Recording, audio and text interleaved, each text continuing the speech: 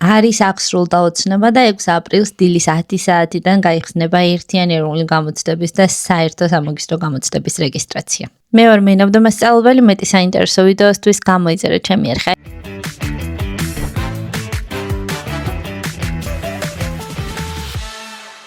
აი რამდენიმე დეტალი, რაც აუცილებლად უნდა იცოდე რეგისტრაციის დროს. პირველი რეგისტრაციას გადიხარ მითითებულ ვებგვერდზე, ეს არის online.ig.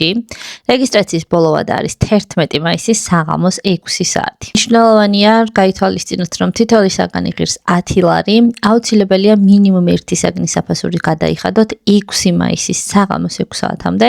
წინააღმდეგ შემთხვევაში რეგისტრაციას ვერ დაასრულებთ. ანუ 11-ში კი სრულდება რეგისტრაცია, მაგრამ 6 მაისის ჩათვლით უნდა გქონდეთ მინიმუმ 1 საგნის ღირებულება მაინც გადახდილი. როგორც წინა წლებში, წელსაც შეგიძლიათ აირჩიოთ ნებისმიერი რაოდენობის პროგრამა, მათი დამატება, წაშლა ან პრიორიტეტების შეცვლა აპელაციის შედეგების გამოქვეყნების მომდევნო დღემდე იქნება შესაძლებელი.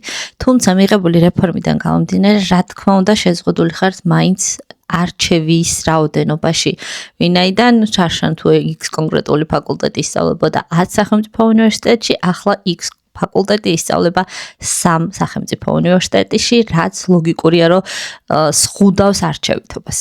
გამოცდების ეროვნულ ცენტრმა მთავარი სიახლე ისევ და ისევ დაანონსა, რაც არის უმაღლესი განათლების რეფორმის ფარგლებში სახელმწიფო უნივერსიტეტებსა და პროფესიულ სასწავლებლებში სწავლა რომ სრულად დაფინანსდება სახელმწიფოს მიერ.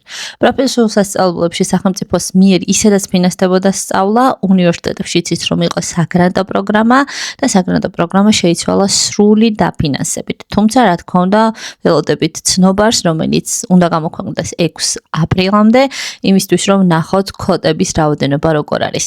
რაც ვიცით ამ ეტაპისთვის, წინა წელთან შედარებით კვოტების რაოდენობა მოთხოვნად პროფესიებზე შეზღუდულია. მე ვარ მეინავდა მასწავლებელი, მეტი საინტერესო ვიდეოსთვის გამოიწერეთ ჩემი არხი.